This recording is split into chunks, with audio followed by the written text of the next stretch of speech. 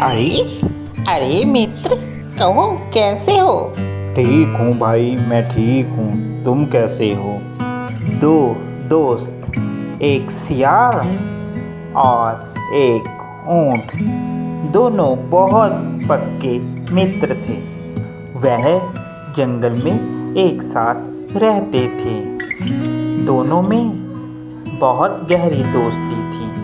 वह एक दूसरे के बिन रह भी नहीं सकते थे। एक दिन सियार से चिंकू बंदर ने कहा, अरे चतुर सियार, क्या तुम्हें पता है?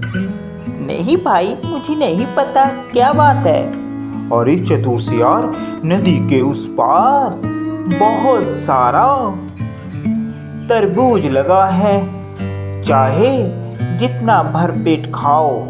अच्छा, सच कह रहे हो मित्र।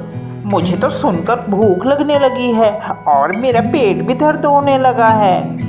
अब चतुर सियार मन ही मन सोचने लगा कि कैसे मैं वहां तरबूज तक पहुंचूं।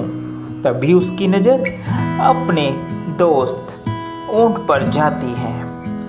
चतुर सियार सोचता है और सोचकर फिर ऊंट से बात करता है। अरे मित्र, मुझे बहुत जोरों से भूख लगी है।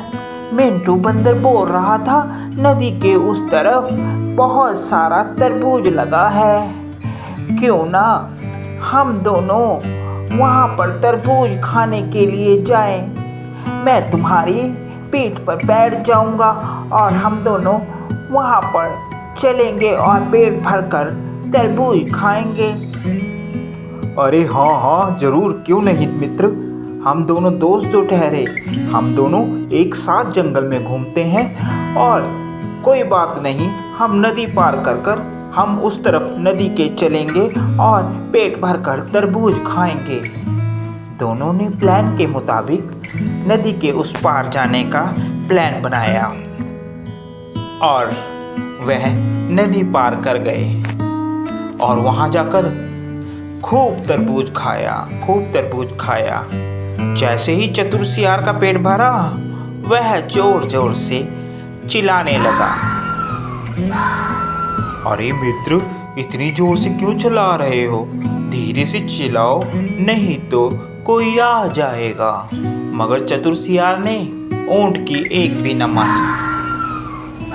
वहीं पास के गांव से एक किसान हाथ में डंडा लिए हुए दौड़ा आ रहा था सियार की आवाज़ सुनकर। जैसे ही वह पास में आया, सियार छोटा होने की वजह से वह छुप गया और ऊंट बड़ा होने की वजह से दिख रहा था। उसने ऊंट को बहुत बुरी तरह से मारा। किसी तरह बेचारा ऊंट भागता भागता नदी के पास आया। इतने में वहां पर चतुर सियार भी आ गया। अरे मित्र, क्या बात है, तुम कहाँ चले गए थे? मैं तुम्हें ढूंढ रहा था। तो ऊंट ने कहा, अबे मित्र, तुम इतनी जोर जोर से आवाजें क्यों निकाल रहे थे? तो चतुर सियार ने कहा, मुझे खाना खाने के बाद जोर जोर से चिल्लाने की आदत है, जिससे मेरा खाना हजम हो जाता है। वह ऊंट चतुर सियार की बात सुनकर कुछ भी न बोला और वह वापस नदी पार करने की सोचते हैं। जैसे ही वह नदी पार करते हैं, ऊंट वहीं नदी में डुबकी लगाने लग जाता है। तो चतुर सियार बोलता, अभी मित्र, ये क्या कर रहे हो? मैं यहाँ पर डूबकर मर जाऊंगा। तभी ऊंट बोलता है, अरे मित्र, मुझे खाना खाने के बाद नहाने की आदत है और मैं नदी में डुबकी लगाता हूँ, जिससे मेरा खाना हजम हो जाता है। सियार बेचारा किसी तरह से मुश्किल से बचकर नदी के किनारे आता है और वह समझ जाता है कि ऊंट ने उसके साथ बदला लिया है। तो प्यारे बच्चों, इस कहानी से हमें यह शिक्षा मिलती है कि हमें कभी भी चालाकी नहीं करनी चाहिए। चालाकी खुद पर ही भारी पड़ जाती है। तो आपको प्यारे बच्चों, ये हमारी चतुर सियार और ऊँट की कहानी कैसी लगी ज़रूर बताएं। साथ ही हमारे चैनल को सब्सक्राइब ज़रूर कर दें।